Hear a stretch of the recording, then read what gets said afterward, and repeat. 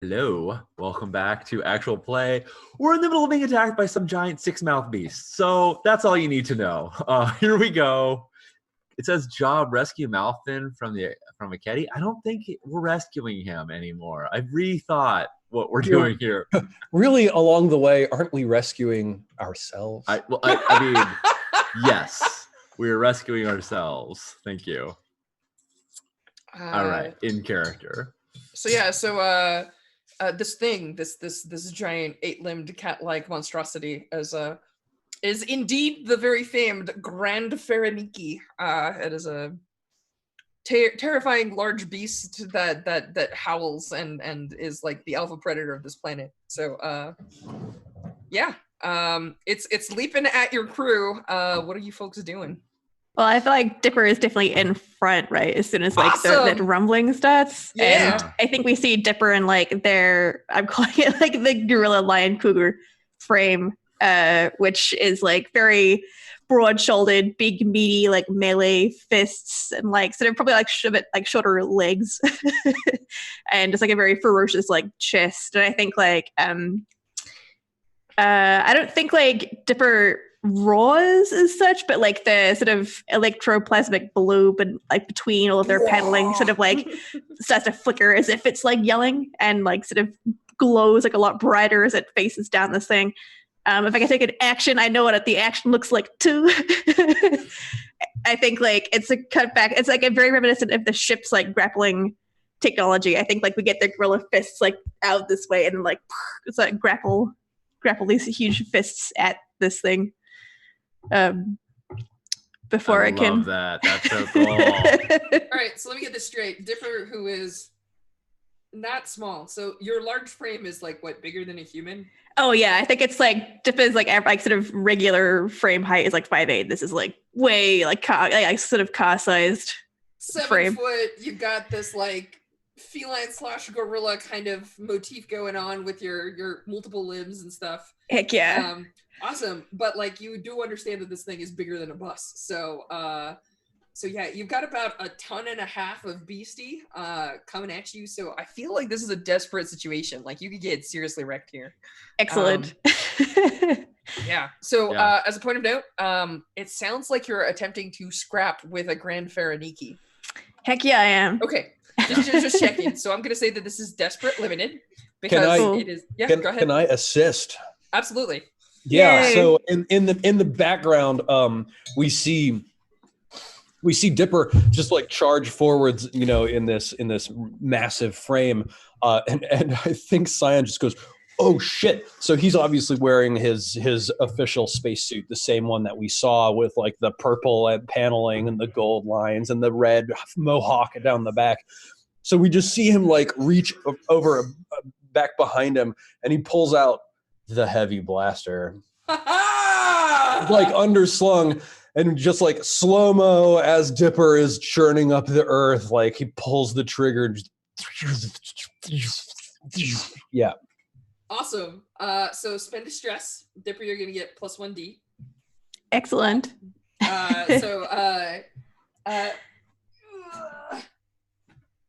So it's really funny because like I just see the door slowly opening and I was like, I can't wait to go have fun.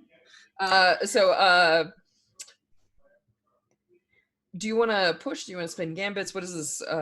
What are you going all in on this? What does it look like when you go all in on this? Oh heck yeah. I'm definitely gonna push myself. I think I want to push myself for effect. I think. Yeah. And I can spin a gambit as well for a die. Is that how that works? Mm-hmm. Yeah. Cool. I'll go all out. I think this is like I'll try and get like a really good starting position. Awesome. Yeah. So if you push yourself for effect, this means that between heavy blaster fire and you pouncing on this thing in your heavy frame, the two of you will be able to like either scare it off or hurt it badly enough that it's not going to be a threat. This is desperate standard now, and you get +1d from the gambit, +1d from the assist. And +1d from Wrecking Crew. Oh, from Wrecking Crew. Oh, that's right. So +3 dice, and also don't forget to mark an XP because this is a desperate action. Okay, so desperate standard +3 bonus dice. Mm-hmm. Okay, let's roll this. Oh, I couldn't quite get the 6, but I got a 5. Dang. I felt like you got a flush there. Yeah. Missing a 4 though. So close, but no So cigar. close. Yeah. So there's this. Let me see what happens here.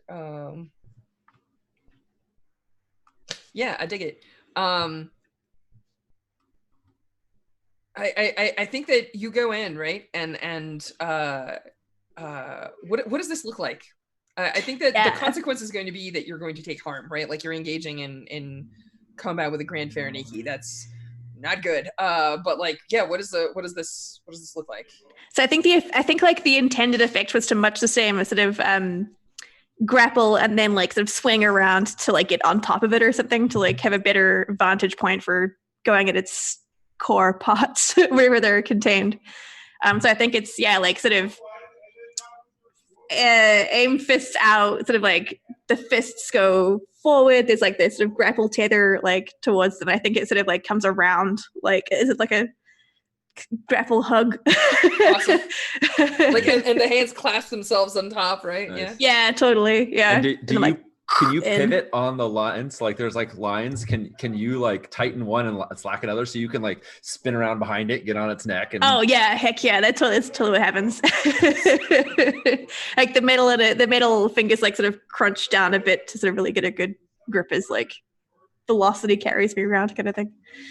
It's a theme of our Yeah. of our spinning around things. Totally. Probably like a really cool montage, right? Like as you spin around and then heavy blaster fire hits it and it like roars and then it reaches for you with one of those tentacles and tries to rip you off and you know you're like, we see it like getting compressed and we see like the one noble with the side blade charge forward, but it like hits a tree and it like goes rolling towards him and then branches try attacking him.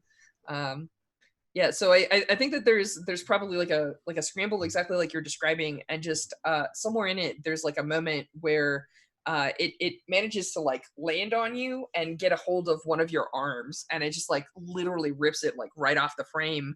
But like that loosens your grip enough that it's like, all right, there's a little too much trouble. I was telling all of you that you were going to be delicious, but I have heavy blaster scorches and some robot thing is like crushed my rib cage, and I'm gonna go take a nap now. Like it's cool. You can be here for the minute. So it tries to like run away into the woods unless somebody wants to do something particularly horrific to it. It's like peacing out. I don't want to stop it, but I do want to study it because it seemed very much like Red knew that this was going to happen, that it wasn't attacking him, that he was like, I'm at peace with this place, but this monster's going to attack you, and I want to try and get a sense of what the relationship there is. It may be beyond my ken because it may have to do with artifacts and the way and all this stuff, but I definitely want to see like what Red's doing and like whether it was going to go, whether it was considered just us a threat or him a threat too, and all that jazz. So can I study it on its way? Yeah, out? it's controlled.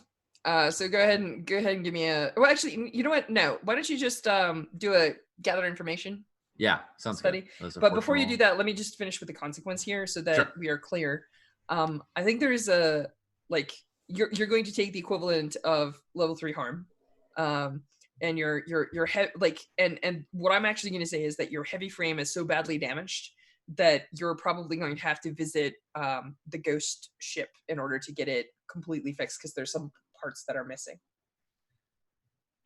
Unless Jen has a secret idea. I saw the hand go up. Go ahead, Jen. I mean, I have fixed, so I can expend my special armor to resist a consequence for machines breaking or being damaged. All right, awesome. Which I picked specifically because our muscle is a robot. Thanks, Grandpa. Not just a robot. Awesome. But okay. So you're just like, but I have the correct parts to resist this breakage. I brought them.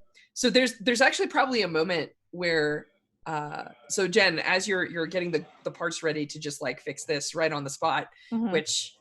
You know, I mean, this looks like horrific damage, right? Like, like the noble is actually apologizing to you, like, I'm so sorry. It looks like your Urbot's not going to be like viable for quite some time. And Malfin, who's coming down, is looks at the Urbot and says, "It doesn't matter. They don't use that frame. and like as if he's talking about something that none of you are really cognizant of. And if you remember at the beginning of the episode, the Urbot was in a different different like combat frame. Yeah. But yeah, you definitely have the parts gen. You spend your special armor and you can protect machines from breaking. That's actually a very clever use of fixed. I have not seen that happen before. Yeah, I mean, like I don't have illusions that I've like, you know, totally repaired it or anything like that. I just, you know, like my friend needs to be able to function, so I'm gonna do the thing. Yeah, so you resist the consequences of parts breaking. That's yeah, I didn't see that coming. That's pretty cool. Does that reduce like the harm down to 2 harm, or so was it like 3 harm and also parts broken? So fixed actually ignores the damage. So it doesn't yeah, it's a full resist because it's for like broken equipment. This is just a very specific use for it. So we would have a discussion about the fiction of it, but I think that if Jen's like, look, I know that my muscle is an Urbot, and clearly we have an alliance with the ghosts, so I probably have gotten ghost parts and learned how to fix their tech. So I'm just going to use my fix to resist this damage by like repairing her on the spot. I'm like, okay, that's a full resist. Yep, that's super cool. Nice. Awesome.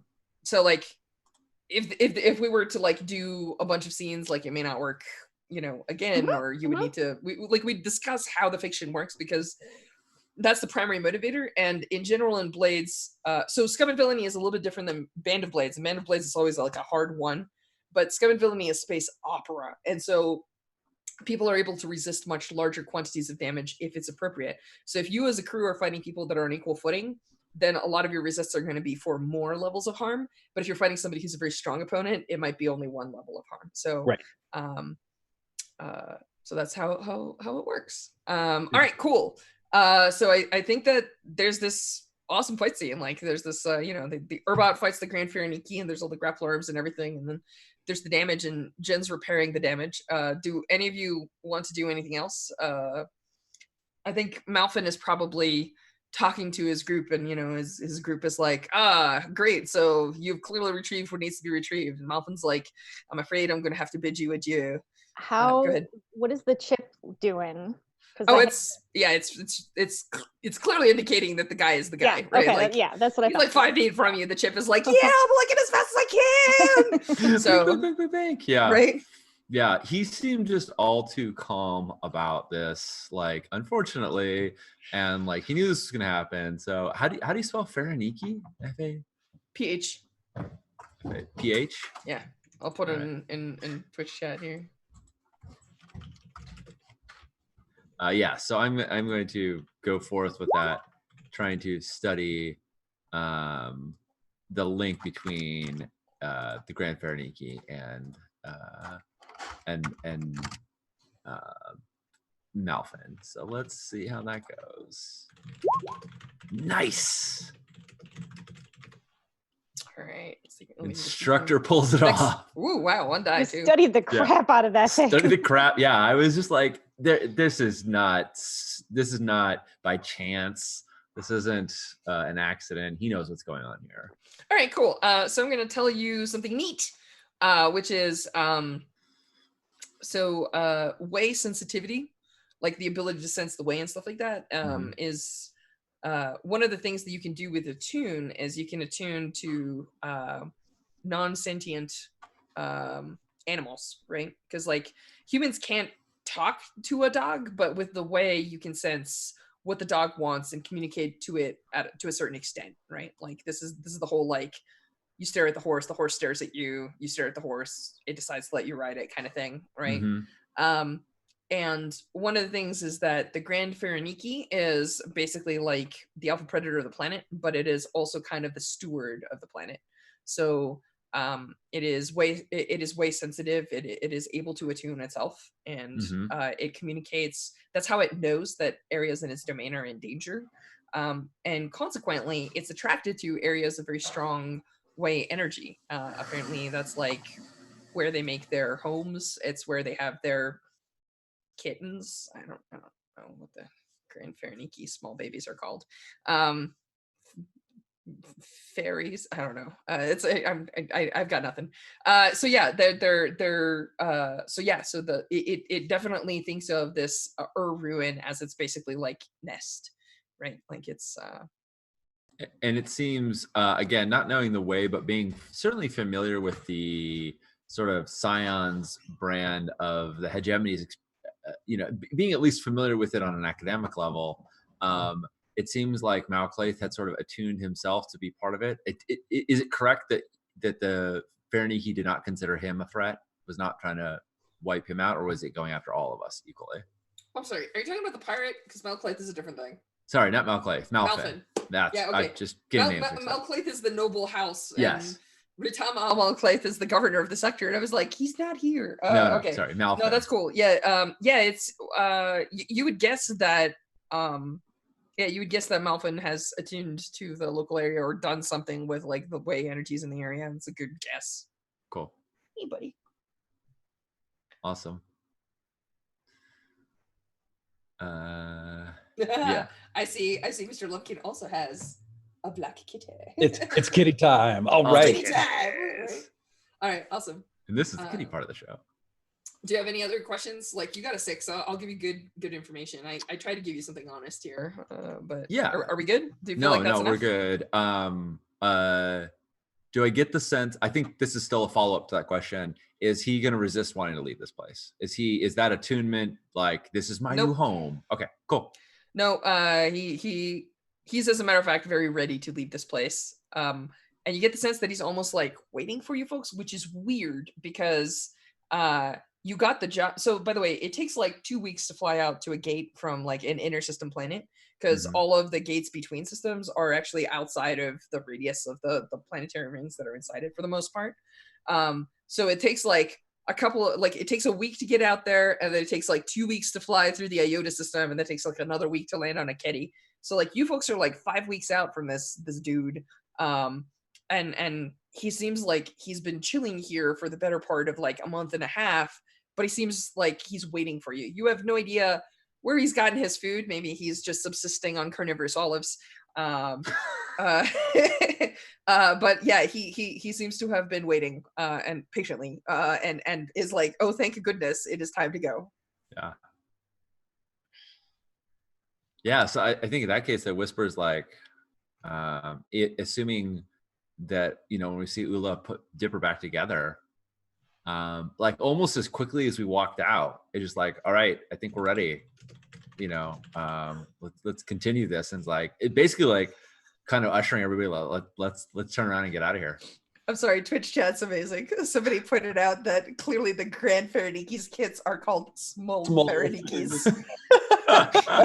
Canon. All right. Absolutely. Yeah. All right, awesome. Cool. So I think that there's going to be like a montage of you folks cutting your way through the jungle back to camp. So I actually did want to like, there was one thing that I wanted to do because like noticing that he was like ready for us and or knew that this Grand Fariniki was about to appear. He like, I think I'm picking up what you're putting down that this guy is sensitive to the way. Yeah, absolutely. And also, would you like to scan him with a tune? You'll get more information, I'm sure. Yeah, I was wanting to attune, and especially like it seems like the or site might also be like a strong site of way energy or whatever. Yeah, right? Yeah, absolutely. Yeah, I'd like to attune in order to try to like figure out more about what's going on, especially because like I had this weird experience where like I thought we were all dead, but then we're not. Yep. And yeah, let's see. Yes. Roll just to gather information. So just roll your attune as effectively as a fortune roll, and I will give you information based on what you roll. If you click on underneath all the actions, there's a fortune. Yeah, there's roll fortune. So I guess I would say 2 for attune. And notes, this is like, what the heck is up with this guy knowing us and the Fariniki? Submit. The way is not strong with me right now. Well, actually, you find out some stuff. So when you roll poorly, you just get less information. You don't get no information usually. Okay. So what you're gonna sense is that he's actually not a very well trained mystic, the way that you are. So a lot of right. And so what I'm gonna tell you is normally you would understand everything, but because you are so close to this site, the way is behaving very oddly, so you don't get quite as accurate a reading as you might have normally. So this is my way of saying, like, usually your character wouldn't even have to roll for some of this stuff, but what you realize is that the site is dying, like its power is starting to vanish because this dude is carrying it with him. He has something under his cloak. It's clearly an artifact that is generating and when you try to latch onto it, you get that same like squibbly weebly wobbly feeling like you do when you use your artifact, which is that you're trying to read something that's not entirely there, and it's got that like something is weird about time around it. So with time and effort, and maybe not at this site, you will probably be able to get more, or you could just ask them. But you definitely get some readings, but they are vague and not 100% distinct. This is what you get on like a not good roll. Yeah, this is kind of your forte, right? Like if you were like, tell me the secret motivations of someone, I'd be like, so. Yeah, cool. I mean that's good enough for me, and he's like bringing this thing with him. Mm-hmm. Yeah, then it's under his cloak. Scion tucks that away, but he's also pretty comfortable taking the heck out of this place where the olives have grown freely and are slowly encroaching towards our feet. I love that, like, for your crew, we are knee deep in olives means something completely different. You are not making olive oil. All right. I mean, that could happen too, but yeah, feel free. Like, imagine that it's going to take you at least like 4 to 6 hours of like tough jungle trek, because you're like, we have cut our path through this jungle and now it has all regrown, so we will just do it backwards. But it's, if you want to talk to each other, or if you want to like talk to any of these people, that is totally okay. Yeah. As a point of note, remember, the man that you're bringing back has a bounty on his head. So dragging him through an area where there are some scum and or villainous people, including dangerous folks, could be dangerous. I don't know if you want to sneak or put disguises on, or what the plan is.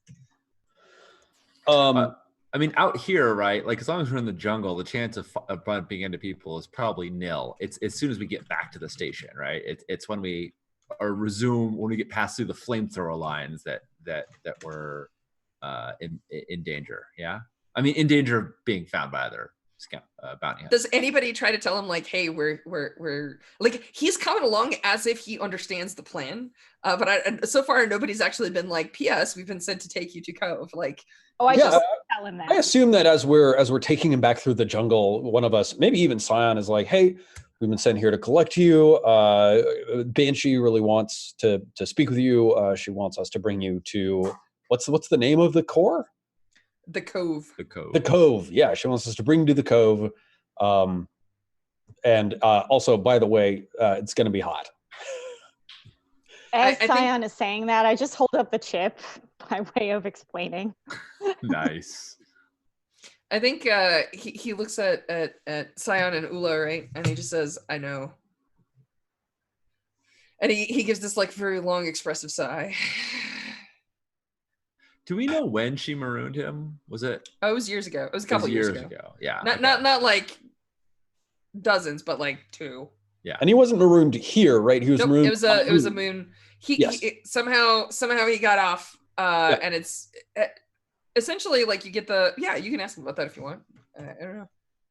Or you can wait until you're on your boat and safely on that 6-week journey when it's much more pleasant to talk. The first and most important thing that I ask him is like, all right, so do you have any armor with you, and are you armed? Do you have a weapon? He pulls out he moves his cloak aside and he pulls out a blaster and he says, yes, although the types of problems we're encountering will not necessarily need this very badly. Right. Good to know. Just, stay behind, and then I point in the direction of, a somewhat limping, massive gorilla cheetah robot. Uh, I want to talk to Dipper on our way back. pause for just 1 second. Yeah. I think he looks at Ula, and he pulls his cloak aside a little bit, and you realize that like right next to his collarbone there is the same flicker of light like just underneath the skin, right? And he just looks at you and says, "How has she been?" Because so far everything that he said is like, I know, I'm prepared for this, I understand all of this, but like this is the one question he actually doesn't have an answer to. Yeah, I think I sort of draw a breath in, because my view of how she's doing and her view of how she's doing are probably, pretty far apart. Which I'm sure he can read on my face. I'm not trying to hide that at all. She's good. She's doing well. He gives you a very, very tired look and says, "I'm looking forward to seeing her." Cool. Sean, go ahead and talk to Dipper. Sorry. Yeah. So Lauren, is Dipper part of the, with your one good arm, or I guess both your arms are still good? Oh yeah, I forgot to mention I have 4 arms in gorilla mode. Oh, so. Nice. Of course. I forgot. Are you part of the like clearing the path crew, or are you hanging back and Or are you hanging on branches? Yeah. Right? Oh, Like, that's super cool. Yeah, totally. It's like 4 gorilla arms. It's like, yeah, tearing through end along tree branches. I just imagine like you put your hand on one and like the vine starts growing over it, and you have to like swing to the next one quickly. Totally. So maybe not super smoothly, like maybe, like because Whisper doesn't really know how to approach this, but he's like, you just charged right into that beast that was, I mean, your current frame is very impressive, but you just charged right into that creature that is still 3 times your size at least. You could have been torn apart. You didn't worry at all that your core would be ripped asunder?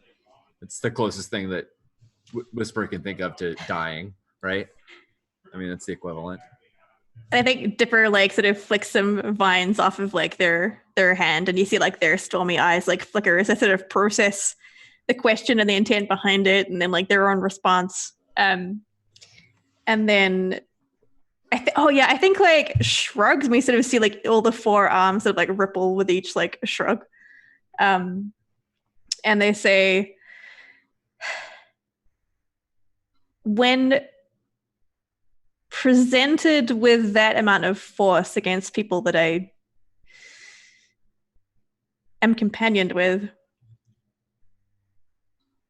it seems to be what most would call an instinct. It's very difficult to stand idly by when threats like that are present. I agree with you. Are you doing okay? You weren't hurt? Oh, it's fine. Thank you, though. I'm glad Ula was able to help you. I don't think any of the others was good. When you said people I'm companioned with, is there any like is there anybody like that you're looking at? I'm in 100% asking this question to recontextualize when you just let Scion fly off the ship later, like what the difference is between like I charge into certain death versus like, nah, he can go fly to the. Oh yeah, this for sure. Like I look at Ula, I think like yeah. Cool, awesome. That's it. That's all I wanted. It was just like to know kind of like where you're landing. But yeah, when you say like it's very difficult not to act when you see that you're, so when you see that happening, Whispers totally agrees. I think perhaps even it's like unbeknownst to Dipper, but it's like that's maybe a thing that they've picked off of you, like in the sort of little time that the time that we spent together. Okay, cool. Sort of like learning, sort of being a sponge and taking on like all the values and ethics of like the folks that we travel with. Nice. Nice. All right, awesome. How are you folks getting to your ship? What's the plan? So, Josh, would it be possible? It seems like no, but I'm just going to ask, would it be possible that we have a remote and we could have the ship kind of reach us, meet us somewhere and pick us up with a grapple arm?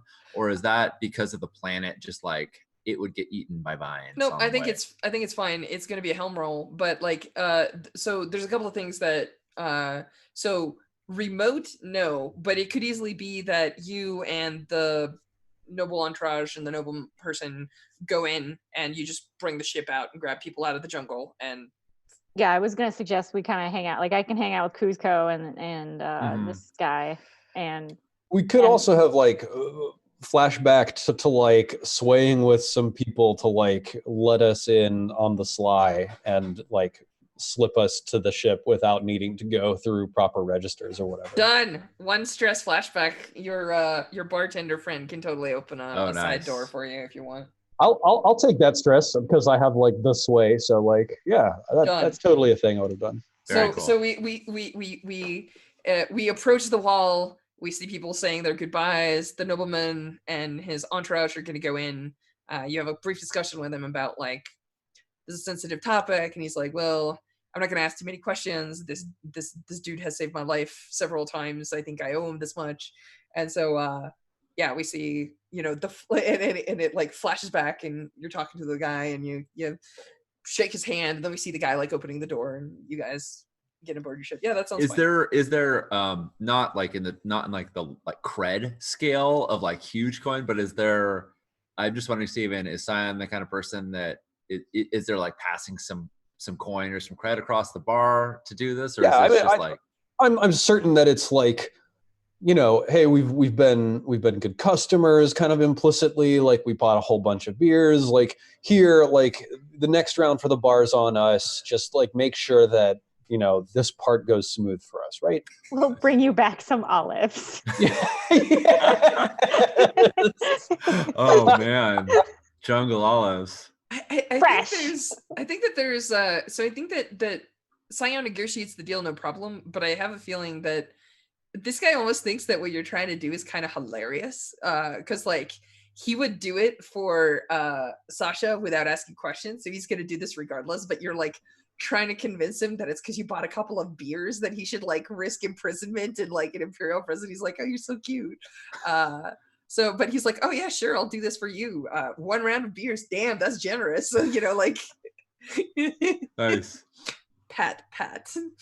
And I love all our not so subtle hints that nobles are terrible. Yeah, And- Sion understands that this man is acting in proper deference to an individual of his station. Of course, this is how he would respond.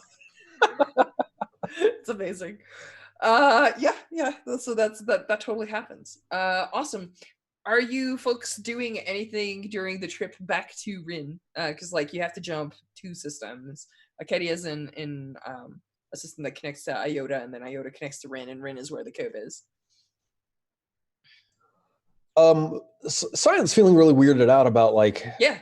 the thing where this guy has an artifact and like there's some weird mental disconnect that's sort of going on, and it like he's been studying up on his own artifact a little bit in the spare time. So like somehow at some point Sion wants to pull this guy aside and be like, hey, so what's going on? But I want to make sure that everybody else gets their chance to like do the cool things too. So what else do people want to do on this trip?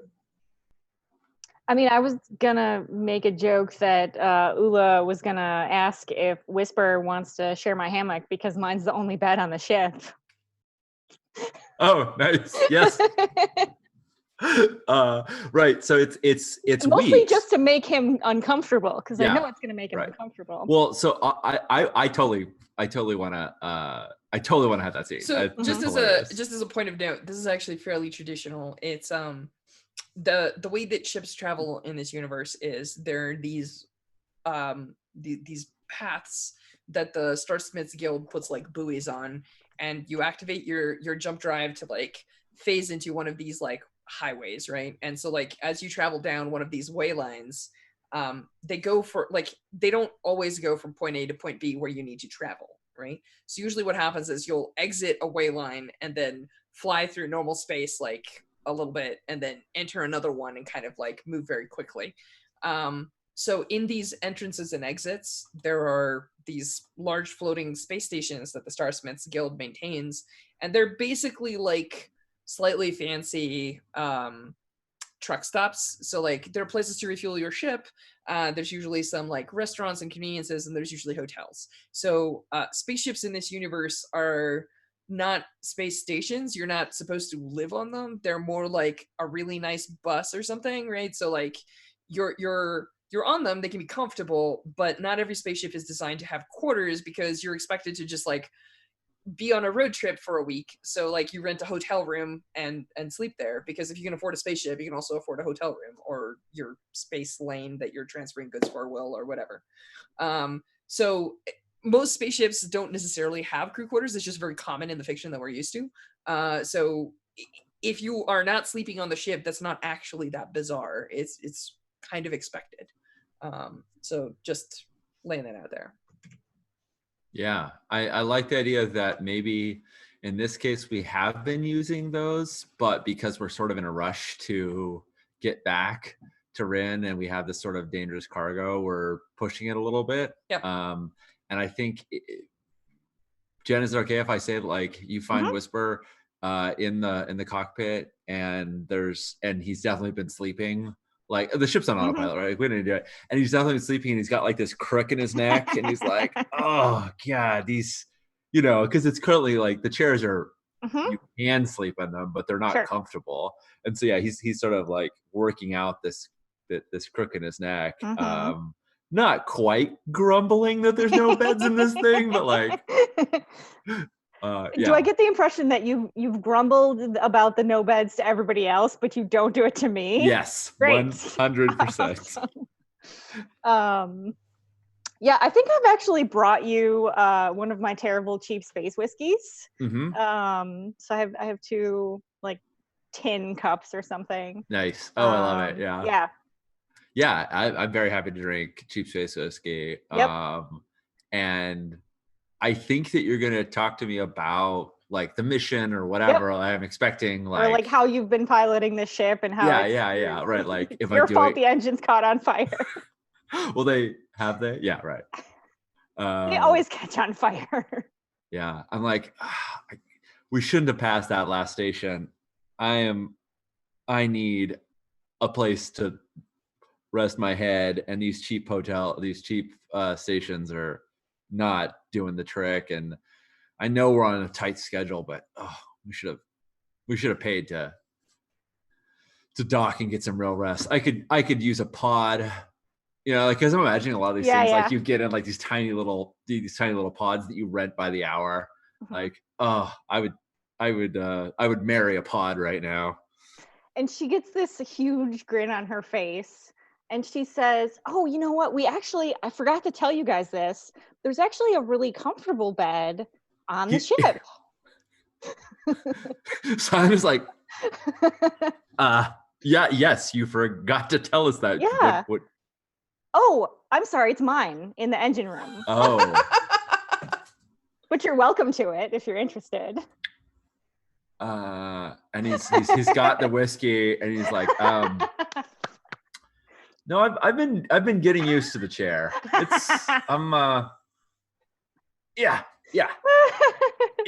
it's growing on me like an olive, like a space moss, like a space mold, like space mold. I love it. Nice, thank you. Cool. Perfect. Lauren, I have one question for you, which is, what does Dipper look like when he doesn't, or they don't lock themselves into this into a frame? Oh, good question. I think they're bipedal, very much like. What do they look like? I think it's quite lithe and limber. I think there's like a lot more sort of naked, ghost blue, sort of connecting each of their pieces. So they're quite vulnerable. Yeah, probably much like a human, so like humanish skeleton, but like sort of pieced together with sort of like ghostly blue. I think, which is hence why they sort of wear a cloak to kind of feel a bit less naked. Okay. That's fascinating. You actually feel vulnerable and you dress to hide vulnerability even though you're an Urbot. Totally. So I have one more question, which is obviously Ula is in the engine room. Obviously, Sasha pilots the ship a lot, so you kind of see them in context, and they have jobs on the boat, even when you folks are not in the middle of action. What does Dipper do when you're traveling and there is no assigned task per se? I'm glad you asked. I think I feel like Dipper is in that stage of like being an robot where they're trying to find out what they like and like their hobbies and that kind of thing. And I think the sort of current project they have going on is they have like a little fish tank of ghost fish that they sort of took with them from their parent that passed away. So I think it's like these little tiny sort of pebbles of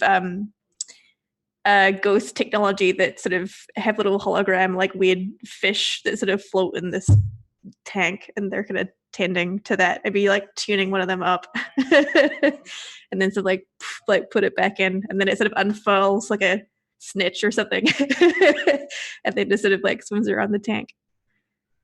All right, cool. Robot that tends to like weird fish. Yeah. All right, cool. I love all the life in this game. There's so many things that are alive in so many different ways. That's definitely a theme of this particular of Persephone. All right, cool. So Scion, you corner this person. They're in front of the galley where it's got little cubbies with different labels like brown protein, white protein. What do you ask? Man, like, I wonder how this starts. I guess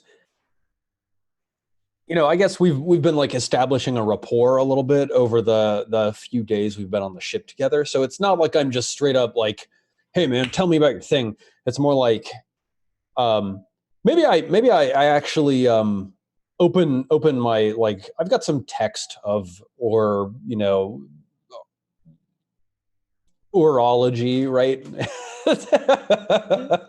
Studies. Yeah, exactly. And I'm sort of like, I turn it to like 2 pages before the page that says, what did I call it? The cloven branch. And I like sort of toss it down on the table next to him. And I say, hey, what do you make of this? And I say, there's an implicit, philosophy here as specified in this formula that the past and the future are self-deterministic in both directions. I don't think that makes a whole lot of sense. And, I sort of like turn the page just to encourage him to like continue reading forwards as a way of like, I think he stops you. Yeah. And he says, actually, like, you walk in, and as you drop the book down and you start doing your speech, he goes, it's time for this conversation. And he turns around with like a protein packet that he sets down on the counter. And as you're like, I just say, that thing. Yes. He reaches underneath his cloak, and what he pulls out looks like a little silver tree. It's made out of like quicksilver or like a mirror-like substance. And you recognize it immediately, except for the fact that it's upside down, right? Like it looks like its roots grow upward and its branches grow downward. Yeah. It looks almost exactly like that drawing. I imagine that the VFX for this is like the liquid form from The Secret World of Alex Mack. Yeah, exactly like that. Yeah. So yeah, he pulls this out and he shows it to you. He says, "You're asking about this. This is what I found inside that temple on Akedi." What is it? And he sighs again and says,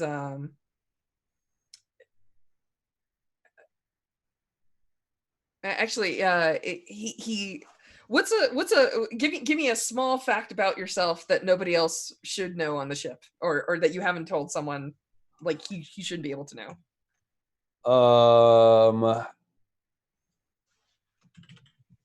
God, like,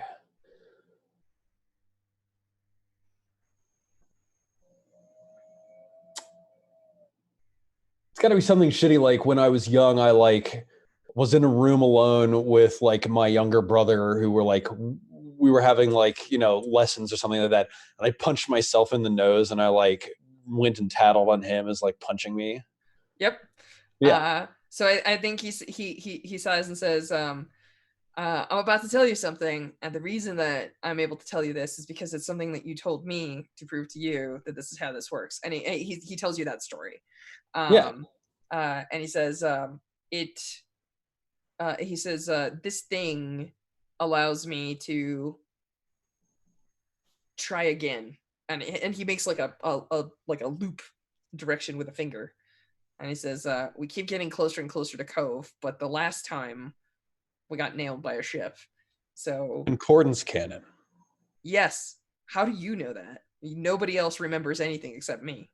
I don't remember a lot, but God, what was it? I had a flash, just like a deja vu, and it felt different somehow.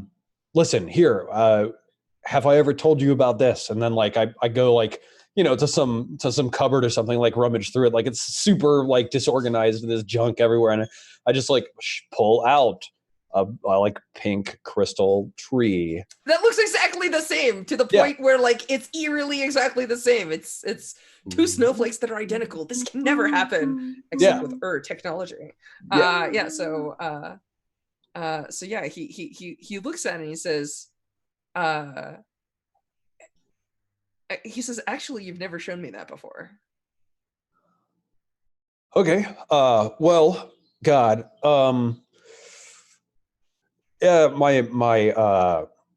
parents gave it to me. It's an important tool of that's how my parents gave it to me.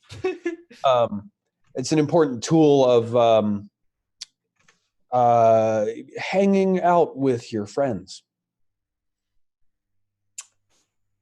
He looks at it and he says, they say that there are certain artifacts that behave differently when they are near each other, almost as if they were intended to do something completely different once they're joined. I did not know that. She shrugs. How can we find this out? Well, if this boiled eggs, I think that it would be very safe to try. But considering that it messes with the very fabric of the universe, he says, unfortunately, every time I rewind, it sets me back in that temple. And he points at his temples, which have silver hair. And he goes, I've gained about 4 to 5 years this way. Wow. Okay. So I'm like doing the mental arithmetic of like, okay, wait. The last time I saw him, he didn't have that gray. Right. We have gone through other loops since that particular one that I remember. Shit. Okay. Look, there's got to be something in here. And like I open the book and I start like rifling through it. Like, I think we like do the montage of like talking and like doing research, and he's like writing stuff on walls. Stuff. What if the inverse sign of the coherence formula? Like, no, it can't be that. It has to be the exactly. We're approaching a tangent. It's just like a tangent. Yeah. All right, cool. So I think you folks have a plan, and that plan will involve doing something cool with this. So I think that basically we fast forward and we're gonna replay that scene that we played at the beginning of the episode, which is as you folks approach the Rin system, you go piloting towards the nebula, and Jen, you can clearly tell the rest of your crew that once you activate. So as a point of note, the Persephone has a storm drive. I'm telling this to the people that are watching. I know that you folks know, but so the nebula that the Maelstrom hide inside, the reason they haven't been purged by the hegemonic military is that they hide inside the zone where most ships have to travel through it very, very slowly. And they have these engines called storm drives that allow them to navigate it very, very quickly, that are based on an engine of an ancient artifact that was found inside the Maelstrom. And one of the things that maybe our viewers don't know is that Jen is the inventor of storm drives. So your ship is equipped with one. But when you light it up, like, you're not going to be able to just like ninja your way without anybody noticing. So we basically see the initiator where everyone's like, are we ready? And then, obviously Sean's character hits the drive, and this like large lightning wings like unfurl, and you folks like go into the nebula, and then the pirates are like, OMG's free money, and then ships appear, and you see like fighters being launched, and we zoom in on that exact scene where like the two of you are outside, right? Like you do your hand to temple, you blow out the pilot, we see like the Urbot cutting people apart, we see Sean grabbing you, and so like there is that moment, right? Like where you're within sight of Cove, and then of course like the coherence cannon beam pops out. So Scion, what does the plan look like? Is this where you reach under like in your spacesuit and you pull out like the two trees with their roots entangled, or what is that? Yes, I think I think it's gonna be him activating his artifact at the time that I activate my artifact. Awesome. And we like discussed the sequence of events enough that he and I both know exactly how this is going to play out. And I was like, wait a minute, what if I just stay inside the ship? And he was like, no, you have to go outside the ship, because if you stay inside the ship, the other thing happens, and then blah, blah, blah, like, etc. It's like, this is what has to happen. That's why I didn't resist passing out when I, used my sundering, etc. I had to. Is there a moment where you and Dipper are in the airlock where you look at Dipper and you say, Dipper, I'm going to float off the ship at one point. I need you to not drop everything to catch me? Yeah, totally. Okay. I'm sure Dipper is like, don't worry, I wasn't gonna. Totally. Well, actually, this was also the question that Sean asked, which is like, why does Dipper, like, when does Dipper drop everything to rescue the crew, and when do they not? And I feel like, I don't know. I think this may be a cause, right? Like the fact that you need them not to. Right. Yep. Beloved. So, all right, cool. So, Stephen, why don't you give me a Desperate Attune roll here? Because you folks are trying to control something that you do not potentially understand super deeply. And it is very, very risky. But it's going to be Desperate Standard, mark an XP in your resolve. Yep. Yeah, I'm going to roll it. I would like to give you an assist if I can. How? And I think that assist is the original idea was that I would bump you with the ship and then catch you with the grappling arm and bring you in. I think instead the arm is, when it catches you, it's going to hold you in place so that you like don't like, because you're in space, you got no gravity to like, but it's going to hold you so that you can like plant the artifact against the window, and he can, and like from within inside the cockpit, he can do the same thing, and they can like be connected on either side of the Persephone's hull. And I'm gonna like just hold you right in place to make Scion, the figurehead. Awesome. So, all right, so I've got one extra die. You got one extra die, and if you want to push yourself, it only costs you one. Oh well, then I absolutely will. Okay. Two bonus dice. Nailed it. Hell yeah.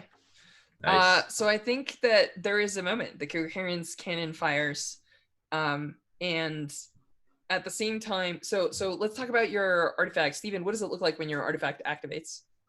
Wow, yeah, I guess probably to people who are not like sensitive in the way, it's just like if they're with me, what happens is like the world around them grows a little more vivid, like colors become brighter. And then outside of this dome, that's about the size of a large room. It's like, the size of a kitchen or a dining room or something like that.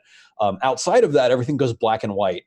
And usually that's the point when I'm like, do not step outside of the dome. Don't do it. Don't go.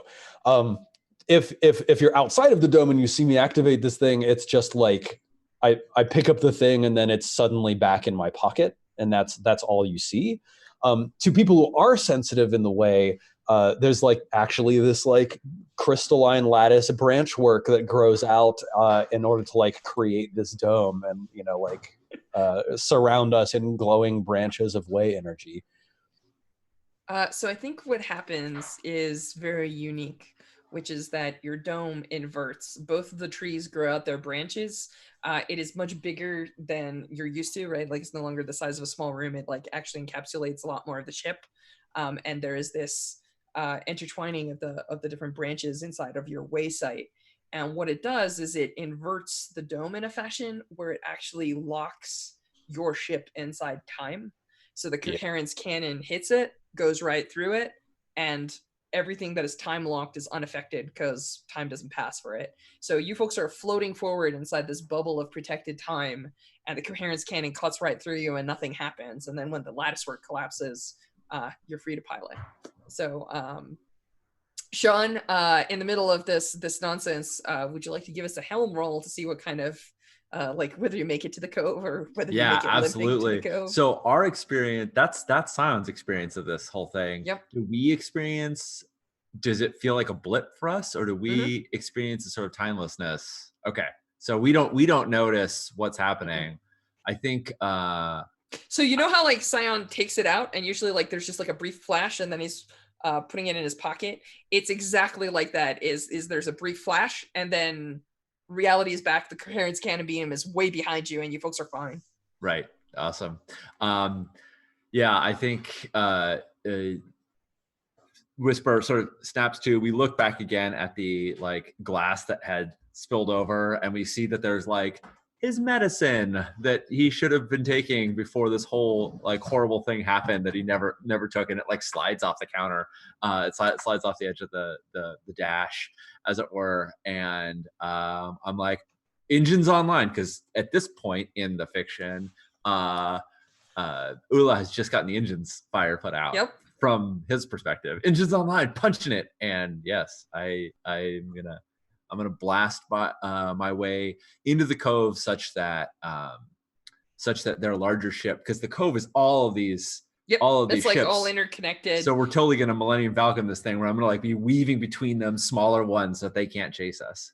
Yeah. All right. What position is that? I want to ditch these fools. It feels risky. Yeah. Risky to me. We have one gambit left. I think I'm gonna spend it. Do you? I think it was used on that physical attack against the Grand Phareniki, I believe. Oh, okay. We do not. Yes, I apologize. No, it's all good. Don't apologize. They're there to be used. They're use there them when to you be feel it's used. appropriate. All right. I think, Jen, I'm going to ask Ula for a little help while you're down in the engine room, since you just prepared the fires. Ula, can you reroute all power to our aft? I'm going to try something. It's not going to feel good. Oh, by the way, hold on. You just hear her cackling, and yeah, she does the thing. Awesome.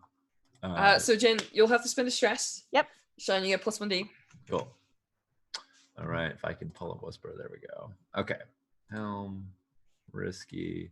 What's the effect? Oh, it's standard. Okay. You do this, you're good. Cool. All right, close. Got a 5. All right, so I think yeah, you duck and you weave, and there's probably one moment when one of your engines blows out and it throws your ship off, and you smack against something briefly. So your ship's gonna take some harm, and you're gonna be stuck for repairs. Let me actually take a look at your ship real quick, because I think something else goes wrong, because it always does. Let me see here.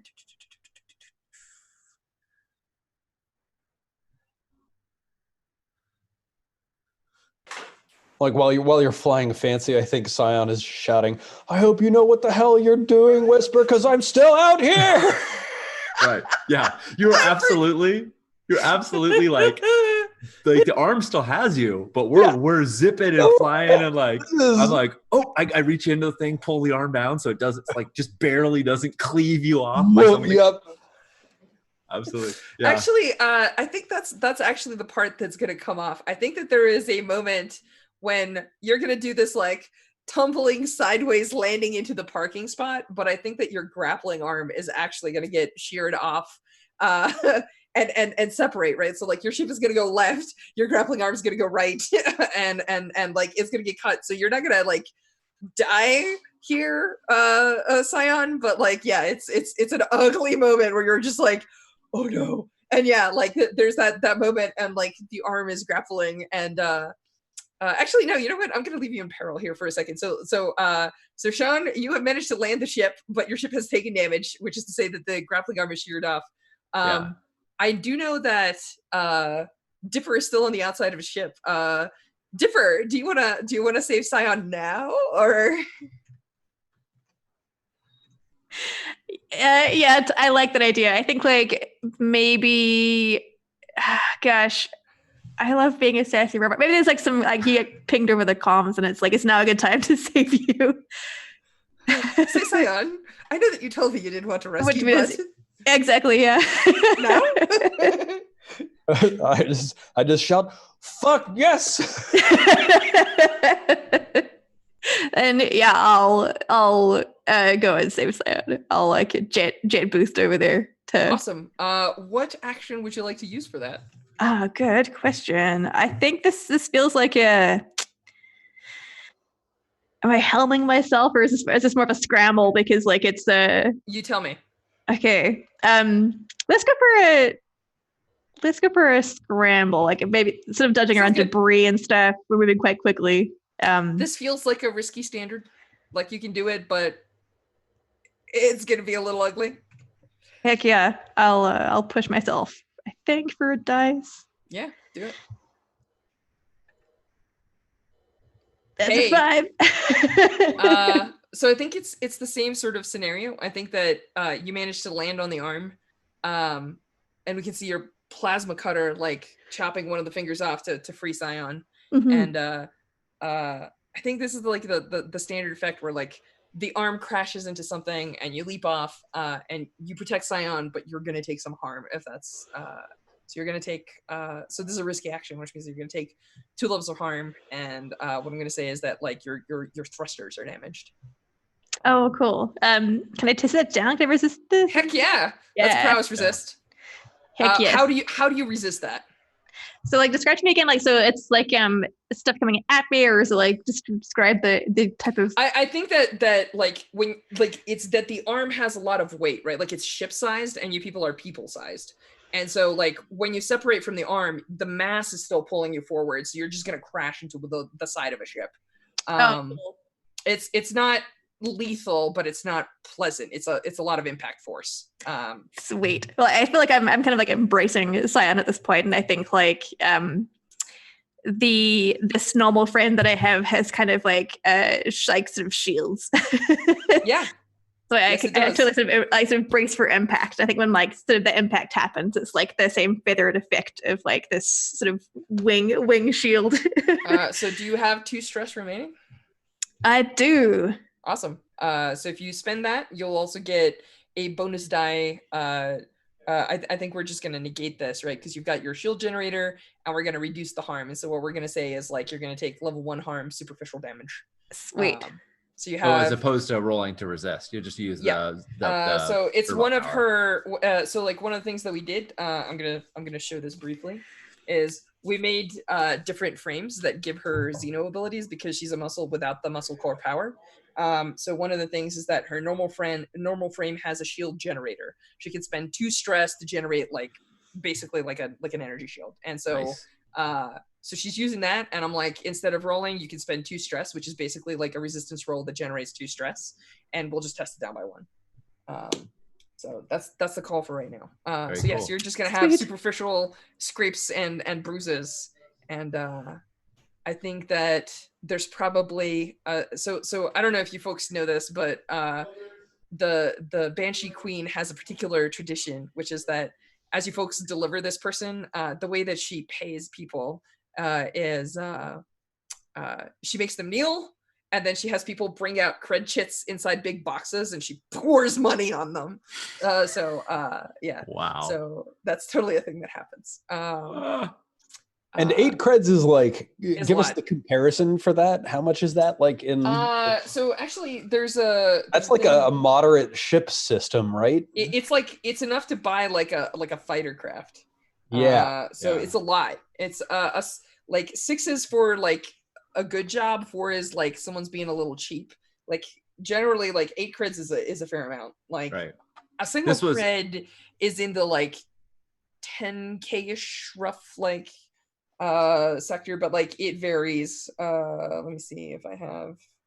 It's the 176. It's notable that a lot of people were happy to do this bounty to get red for 6 cred, right? Like that was considered a reasonable bounty, and she was paying us extra. So 2 creds is a minor job enough to make it to next week. 4 creds is a small job enough to buy a hover bike or something like that. 6 creds is a standard job enough for a small vehicle or a ship module. 8 creds is a major job enough to buy important ship parts. And 10 plus cred is a treasure trove enough to buy a small ship of your own. So that's Cool. roughly what it breaks down to. So, all right, that's it. That's our episode. We are Nice. done. Adventure complete. Woo! There were jungle planets. There were grand Pherenikis. There were small Pherenikis. Yes, small.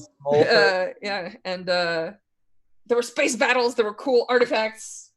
I'm That's sure it. that like the, you know, in the vein of the Mandalorian, the outro credits art is like the Grand Phereniki curled up around its small Pherenikis. Yes, Oh, thank absolutely. It's We got the we classic have art.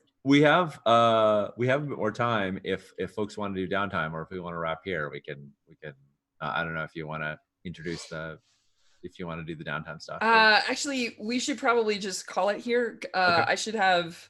So next time we're gonna do something fun. I'm gonna actually give you some bounty boards, and part of the downtime is that you're gonna decide which jobs you're gonna want, because you're gonna have to find out where a person is. Not all of the jobs are gonna be obvious. It's not like I take this job and I know where this person is. Not everyone gives you those little chits. Nice. So Cool. Well, let's we can do talk about XPs that then. in between. Who wants to go first? I will do it.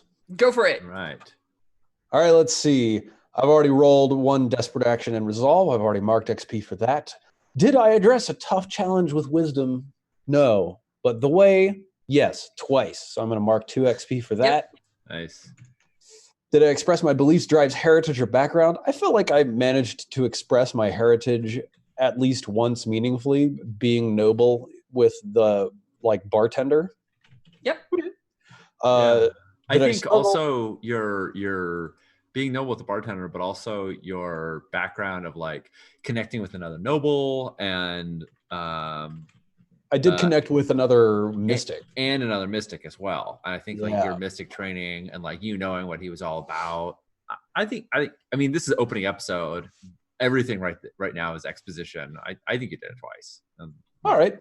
Yeah, I'll take it. I agree. I did not struggle with issues from my vice or traumas. Largely What because is you my don't. vice? Pleasure. Yeah. Cool. Yep. That's it for me. All right. Next sheet I have up is Dipper. Right. Let's see. So, Mark XP when I address a tough challenge with force of threats. Like I did that a couple of times. Yeah, you definitely did that a couple of times. Right. And then express beliefs, drives, heritage, background. I think I did this, like I sprinkled this in a couple of times, like with the drink and the fish and that kind of thing. I believe the discussion about who you protect and why was also. Yeah, totally. Oh yeah, Yeah. that's a good point. And likewise, did not struggle with issues from vessel trauma. Done. Nice. There you go. Yeah. Okay. All right. Ula. Yeah, I did not roll any desperate actions. I do believe I addressed a tough challenge with technical skill or ingenuity. The question is whether or not I did it once or more. I think you both I'd say fixed- twice, at least once with the ship on fire. Yeah. And another time when you fixed when you repaired Dipper's arm on the Cool. spot. Yeah, totally.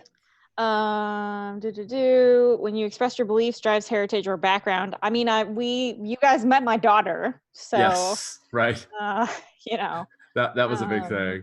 Yeah, and I didn't struggle with issues for my vice or traumas, but I will state that my vice is that I'm addicted to messing with tech and precursor relics. So, for next time. For next time, Okay, for good to know. funsies.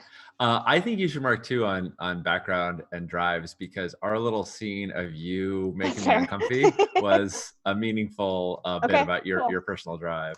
I was gonna say I liked your stories about how you got eaten by a space squid. Yes. Oh yeah. Space worm. Oh yeah. Neat. All right. Next up is me. I didn't have any desperate actions. Did I adjust a tough challenge with deception or influence? I think I got us out to the. The scene with influence. Talking to both my contacts and the folks got us on. Got us onto the. To find our friend. And then this is maybe a bit of a stretch, but for me, a lot of my setup actions are really to help others out, and a lot of those were verbal in nature. They were helping my crew. I mean, that's the design that I want to have, and so I think I was setting up situations for others to excel with my influence. Did my beliefs, drives, heritage, or background come out? There were lots of, by the way, that's the Phoenix tattoo that we keep alluding to. I was going to say, we met your old student. Yes, we met my old student. And there were 3 moments in the game where I had a knowing connection about somebody talking about duty over personal preference, both with Dipper, with Malfin, and with the Banshee. So for me, all those like questions of like what's right versus what you're supposed to do are relevant. So I'm taking for those 2. Heck yeah. My vice's obligation to report back to the Lost Legion. I don't think that was tested in this, but the connection to another Lost Legion member definitely. I'm not taking XP for it, but that's sort of to foreshadow that as well. Like reporting on his activities or whatnot could cause trouble, could be difficult in the future. We'll see in downtime. So I'm marking 4, and that's me. All right, Chip.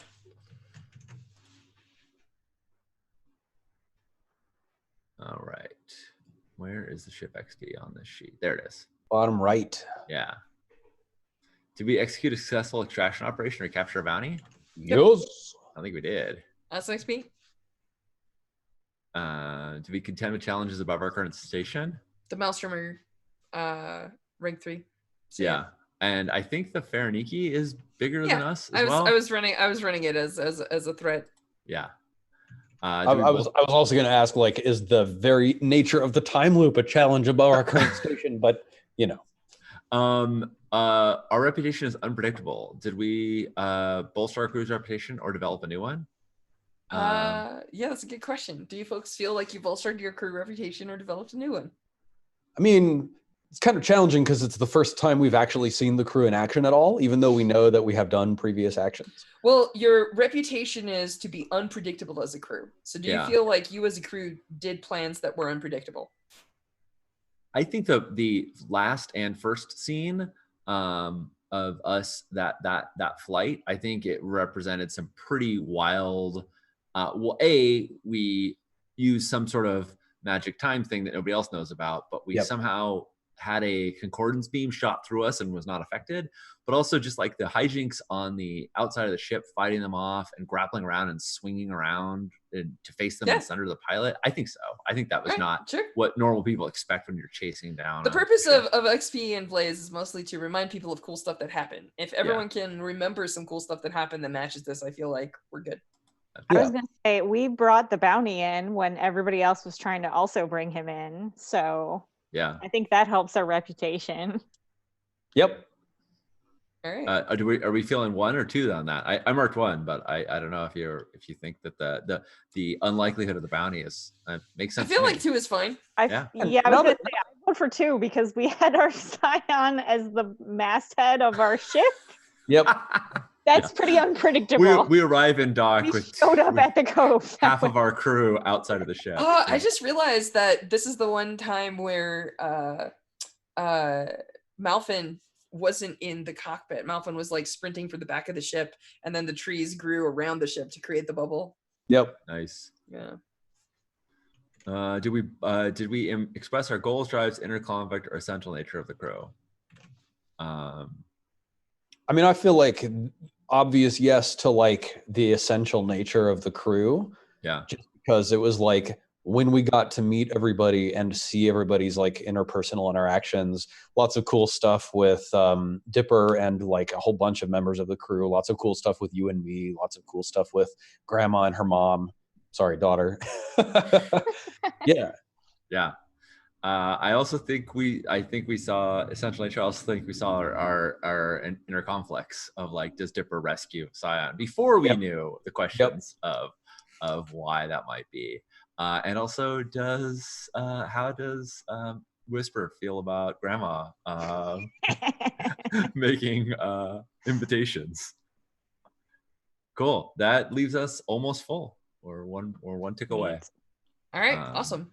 So working as intended. Yeah. I believe that's the end of the episode. Shall we do some exciting so. outros? Yeah, I think so.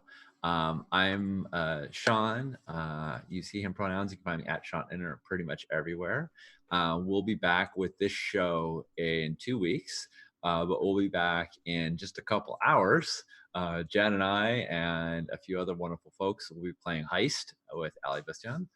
So that's going to be super fun. So if you had a great time on the show today and you want more, there is more of it coming soon. How about you, Lauren? Yeah, I've been Lauren. I use she and they pronouns. I'm at the Stray Kiwi on Twitter, and my website is thestraykiwi.com if you want to know more about my editing and design experience. And dang, yeah, I'm really, really, really pumped to play this game again in 2 weeks. It's a shame we have to wait that long because I feel like we're just scratching the surface of this weird crew, and I'm dying to dig more into like those interpersonal relationships, like any sort of conflicts that might come out, solidifying bonds, and like exploring that kind of thing. How about you, Steven? Oh man, that was a great first episode. Thank you, Strash. That was awesome. Thank you, folks. Yeah, I think Strash told us that he had like a really cool first setup that was gonna like go a certain way, and you told us like a little bit about the bounty that we would be doing, but like the whole thing was super dramatic and awesome, and I loved it. Really awesome to get to play with some cool people that I've never played with before. I'm super excited about that. I'm Stephen Lumpkin. You can find me on the internet as at Silent Osiris. The O is a 0. I use he, him pronouns. I think that's about it for me. Like, if you want to find out more about the other stuff that I do on the internet, just go and follow me because I shout about it all the time, constantly. Oh my God, I can't believe people follow me. Jen, how about you? I'm Jen Martin. I use she, her pronouns. You can find me on Twitter at 10penjen. I'm super excited that I get to turn around and be back on this channel with Heist in like not that many hours. But yeah, I'm very excited to be playing this game. Stoked to be back with Sean and Strass. Strash, what about you? Hey, I'm Strash, he, him.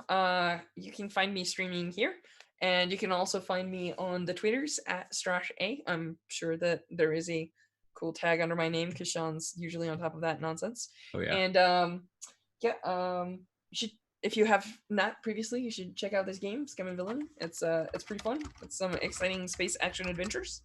And also, if you want to see more of me and the lovely Lauren here, we are going to be playing Lauren's game, Girl Underground, in a couple of weeks on Saturday. I think it's like 3 weeks from now is like when we're starting it. So we're going to do a short run of that, which is an Alice in Wonderland sort of girl having adventures in an alternate reality that she's been whisked away or landed in. So it should be fun. I know we're talking in chats about it, but I'm not 100% sure of our setting, which we're going to find out in Session 0, which is probably going to be in 3 weeks. So Nice. Join us for that. If you want to find more of my games, of which there will be a new one being released next week for February 14th, which is my design partner's birthday and also happens to be Valentine's Day. We're going to be releasing a small story game then. So you can find our website at offguardgames.com, all one word, all lowercase. Pretty straightforward. So that's it for me.